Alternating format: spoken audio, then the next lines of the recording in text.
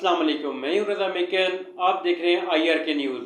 आइए जानते हैं कुछ ताज़ा तरीन अपडेट्स सदीक जान साहब से। 26वीं आईनी तरमीम के बाद 9 मई की किसी भी कन्विक्शन में ये पहली मेन अपील है जिसको सुना जा रहा है। एक फ़र्क मैं आपके सामने रख दूं ताकि आइंदा जब आप इस मौजू पे कोई हमारी वीडियो सुने तो आपको क्लैरिटी होनी चाहिए। वैसे तो अब बहुत से लोग इतने सुन सुन के उनको पता चल चुका है, लेकिन जिन लोगों को नहीं पता उनके लिए अर्ज कर रहा हूँ कि दो चीज़ें हैं। एक, 9 मई में कन्विक्शन हुई। पहला आप लोगों के जहन में सवाल ये होगा कि एजाज चौधरी साहब ने तो चैलेंज कर दी सजा, बाकियों ने क्यों नहीं की? क्योंकि बाकी जो हैं जिनको फैसलाबाद से, सरगोदा से, PTI के मेन लोगों को सजाएं हुई हैं, उन्होंने अभी तक या इससे पहले लाहौर में भी जो हुई हैं, उन्होंने सरेंडर ही नहीं किया। जो अरशद जावेद ने सजाएं दी हैं उनमें जो लोग यानी बाहर थे, उन्होंने सरेंडर ही नहीं किया। उन्होंने सरेंडर इसलिए नहीं किया कि उनका यह ख्याल है कि क्योंकि 20-21 अगस्त तक तमाम केसेस के फैसले आ जाएंगे, तमाम केसेस के जब फैसले आ जाएं तो एक ही बार वो सरेंडर करें। दूसरा यह है कि जब इसनाद दहशतगर्दी की अदालत सजा सुनाती है उसके बाद 15 दिन होते हैं। 15 दिन में आपको हाई कोर्ट में उस फैसले को चैलेंज करना होता है अगर आप उससे मुतासिर हैं, यानी आपको अगर सजा हुई है तो 15 दिन होते हैं आपके पास। 15 दिन में आपने उस सजा को चैलेंज करना होता है। लेकिन क्योंकि हाई कोर्ट की छुट्टियां चल रही हैं तो इसलिए वो जो 15 दिन की लिमिटेशन है, वो जो कदगन है, वो शुरू होगी जिस दिन सितंबर के दूसरे हफ्ते में हाई कोर्ट की छुट्टियां खत्म होंगी।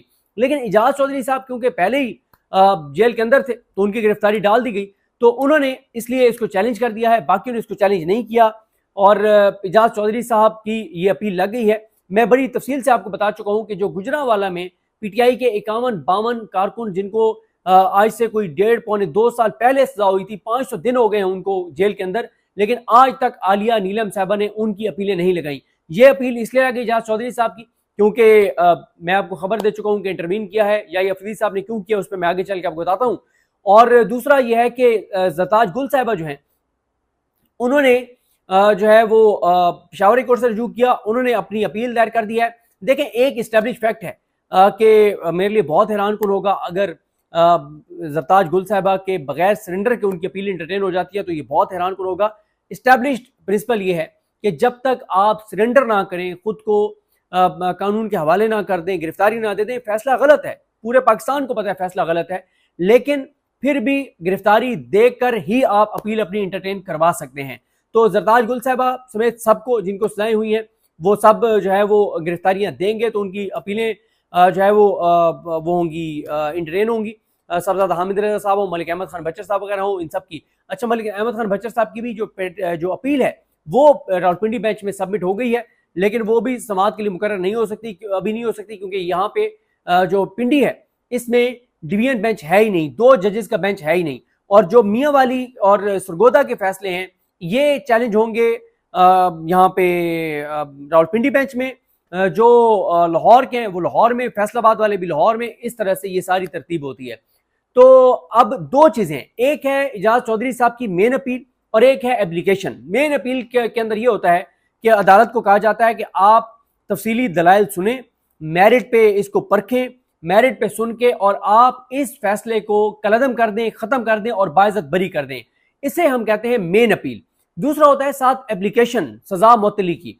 वो ये होता है कि क्योंकि अदालतों के अंदर एक नया ड्रामा इस वक्त शुरू है कि जनाब हम अपील सुनेंगे आपकी अपने वक्त के ऊपर। कैसे कि अदालतों के अंदर क्योंकि हजारों लाखों केस पेंडिंग हैं, तो जिनको 2020 में सजाएं हुई अभी उनकी अपीलें चल रही हैं या 2021 की अपीलें चल रही हैं, तो इनको ये कहा जाता है कि 2025 वालों की बारी पता नहीं 2 साल बाद आएगी या 2.5 साल बाद आएगी। तो फिर मेन अपील क्योंकि उनकी 2-2.5 साल बाद सुनी जाएगी, तो इसलिए फिर एक साथ एप्लीकेशन दायर कर दी गई है कि जब तक आप मेन अपील नहीं सुनते तो आप सजा मुअत्तल कर दें और इनको जमानत पर रिहा कर दें। इसकी वजह यह होती है कि अब एजाज चौधरी साहब हो या बाकी जिनको सजाएं हुई हैं, अगर उनका केस इसलिए नहीं सुना जा रहा कि अदालतों में पहले लाखों केस ज़ेर इल्तवा हैं, तो इसमें उनका तो कोई कसूर नहीं है। दूसरी बात यह है कि अगर उनको अदालत 2.5 साल बाद मेन केस सुन के बरी कर देती है और वो 2.5 साल जेल में रहे तो उनके 2.5 साल कौन लौटाएगा? इसलिए फिर ये होता है कि सजा मुअत्तल कर दी जाती है और उनको जमानत पर रिहा कर दिया जाता है अगर वो किसी और केस में मतलूब ना हो। तो अब आज देखना है कि क्या मूड होता है आलिया हमजा साहबा का, आलिया नीलम साहबा का, और साथ उनके अबर गुल साहब हैं।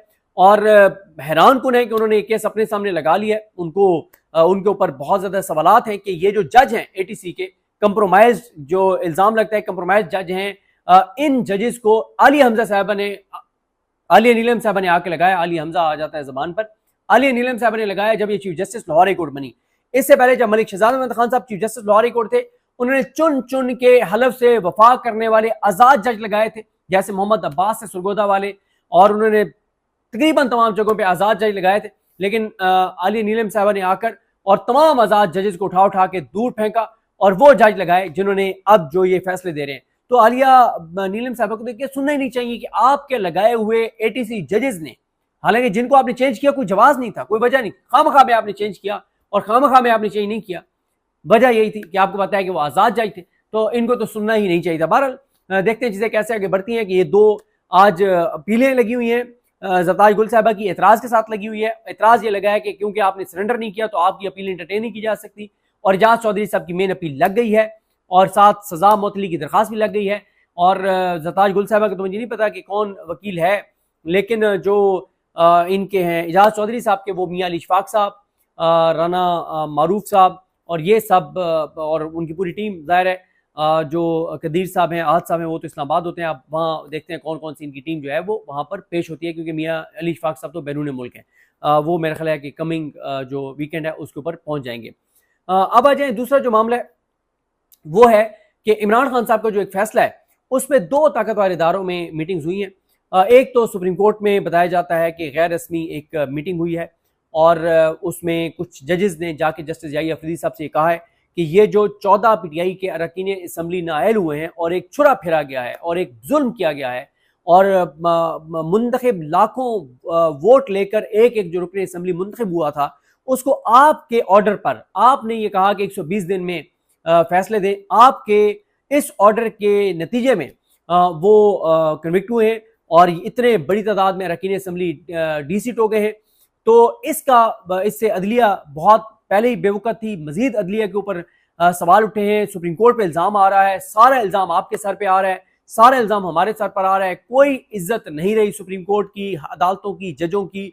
बहुत लोगों के अंदर नफरत है और अब तो जजेस बैठ के कहते हैं कि भाई हम तो कहीं गए बैठे थे तो हम तो सुना साथ बैठे हुए लोग क्या कह रहे थे।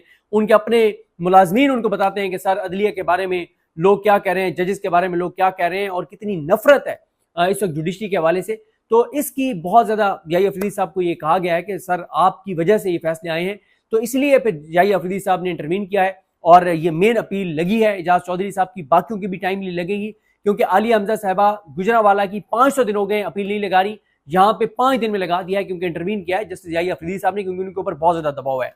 और उनको ये कहा गया है कि और दूसरा जो इमरान खान साहब का फैसला है उसका बड़ा दबाव है अदलिया के ऊपर, खासतौर पर सुप्रीम कोर्ट के ऊपर। जो इमरान खान ने कहा है कि अब ये जो 14 सीटों के ऊपर इलेक्शन होंगे उसका पीटीआई बाइकआउट करेगी। अब इसका तो कोई हैसियत ही नहीं रहेगी इस सिस्टम की, इन इलेक्शंस की लेजिटिमेसी इसकी नहीं रहेगी अगर इमरान खान इस इलेक्शन में का हिस्सा नहीं बनते, पीटीआई नहीं बनती। और शाह महमूद कुरैशी साहब ने पैगाम भिजवाया है, आप देखते हैं खान साहब क्या करते हैं। दूसरा, एस्टेब्लिशमेंट के अंदर भी इसके ऊपर बहुत ज्यादा कंसर्न है और मेरी इतला यह है कि पीटीआई के कुछ लोगों से रब्ता किया गया है और उन्हें कायल करने की कोशिश की गई है कि आप लोग बाइकआउट ना करें, और उन्होंने आगे से जवाब दिया कि हमारा इससे कोई ताल्लुक नहीं है, खान साहब को कायल करें। क्योंकि एस्टेब्लिशमेंट के अंदर भी ये सोच है कि अगर पीटीआई इस इमरान खान और पीटीआई इस इलेक्शन का बाइकआउट करते हैं, लेजिटिमेसी नहीं रहेगी सिस्टम की। बिल्कुल पूरी दुनिया के इदारों के सामने, इंटरनेशनल मीडिया के सामने इस सिस्टम की कोई क्रेडिबिलिटी, कोई लेजिटिमेसी कुछ नहीं रहेगा कि एक अपोजिशन जमात सबसे बड़ी जिसको कौम ने 2/3 अक्सरियत दी और अब वो 3/4 उनके पास है, अगर साफ शफाफ इलेक्शन हो, अगर वो इलेक्शन का बाइकआउट करती है तो इसकी वजह से एस्टेब्लिशमेंट के ऊपर भी एक प्रेशर है बाइकआउट का। तो नाज़रीन, ये थी आज की ताज़ा तरीन अपडेट्स जो आपने जानी सदीक जान की ज़बानी। इसी के साथ अपने मेज़बान रज़ा मेकन को इजाज़त दीजिए। अल्लाह हाफिज़।